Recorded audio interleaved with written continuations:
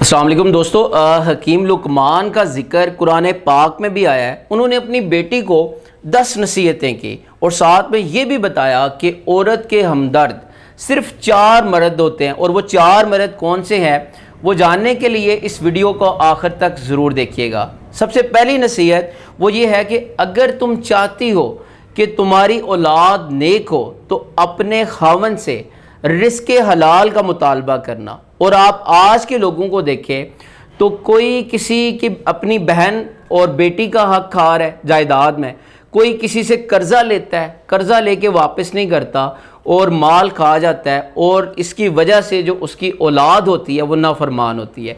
दूसरी नसीहत जो हकीम लुकमान ने अपनी बेटी को की वो ये थी कि मैंने 300 साल मुख्तलिफ़ दवाइयों से लोगों की मुख्तलिफ़ बीमारियों का इलाज किया और सबसे बेहतरीन जो दवा है वो मोहब्बत की दवा है।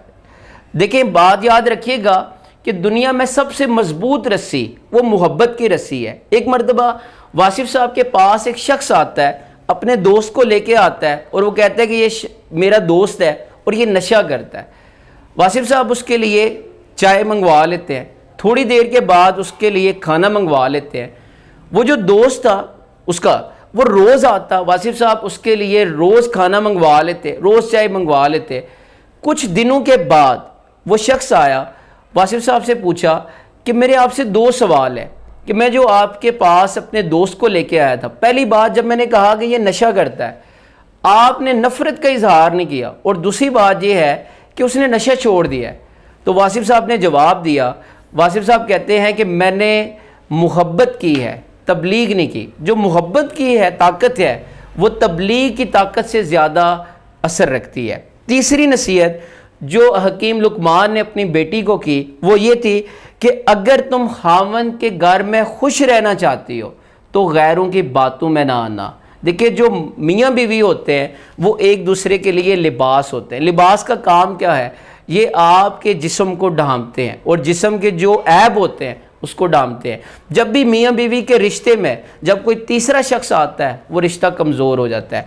चौथी नसीहत हकीम लुकमान ने की कि उन्होंने बताया कि औरत के हमदर्द वो सिर्फ 4 मर्द हैं और वो 4 मर्द कौन से हैं? सबसे पहले बाप, दूसरा भाई, तीसरा खामन और चौथा उसका बेटा। इसके अलावा औरत जब भी किसी मर्द के ऊपर एतबार करेगी तो वो अपना नुकसान करेगी। अगली नसीहत वो ये है कि शोहर के राजों को जाहिर न करना, जो घर की बातें हैं वो बाहर डिस्कस न करना। देखें, औरतों की ये आदत होती है कि जो घर की बातें होती हैं और स्पेशली जो औरतों अपने खावंद की बात होती है वो बाहर लोगों के साथ डिस्कस करती है। हकीम लुकमान ने कहा कि कभी अपने शोहर के राज वो बाहर नहीं डिस्कस करने।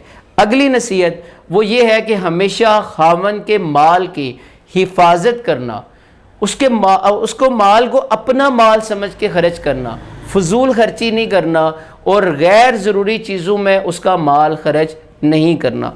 अगली जो नसीहत वो जो की और वो ये है कि कोशिश करना कि तुम्हारे खावंद कोई भी काम अपने खावंद की मर्ज़ी के ख़िलाफ़ ना हो।